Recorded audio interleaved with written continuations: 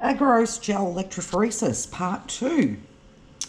Now that our agarose gel is set, Bob is going to remove the comb and transfer the gel in the gel tray to the main tank.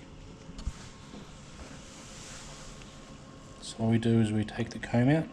You can see where that comb was. That's where you'll have some wells, which is where you load your samples. Yep. Remove this. So now what we've got is an agarose gel. We'll place it in the tank. Yep. Pour a little bit of TB buff over the top, 0.5%.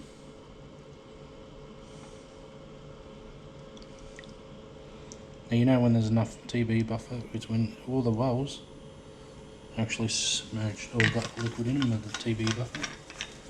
Now what we do is in order to actually, because we don't actually know what size our PCR fragment is going to be, so what we need to do is essentially need to use a reference.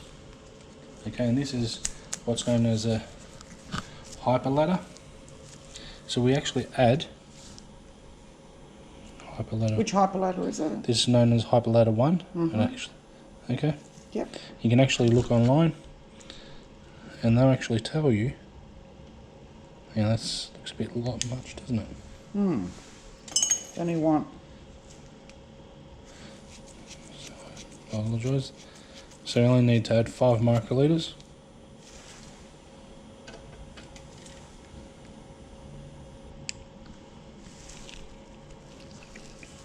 Of our hyperladder.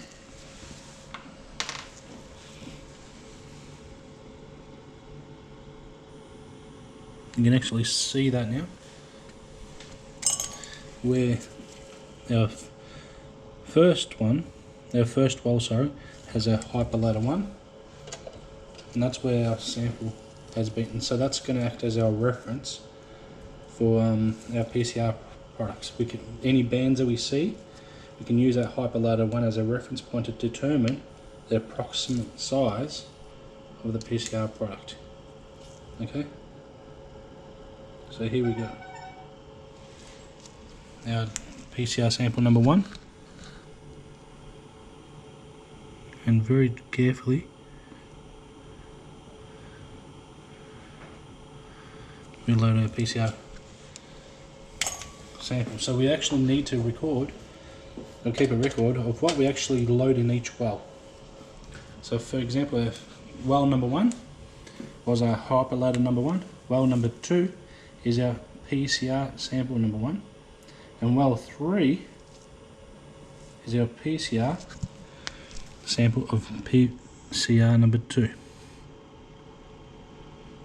Now, in order to see that pink dye that we see there, that's actually known also as a load-in dye, and that actually helps for 2 reasons. One is to actually assist with loading your sample in the actual well. It allows the DNA to actually kind of sink in the solution, and secondly, when you're actually running this reaction via gel electrophoresis, you can actually use that dye as a guide to work out how far along your reaction has gone along.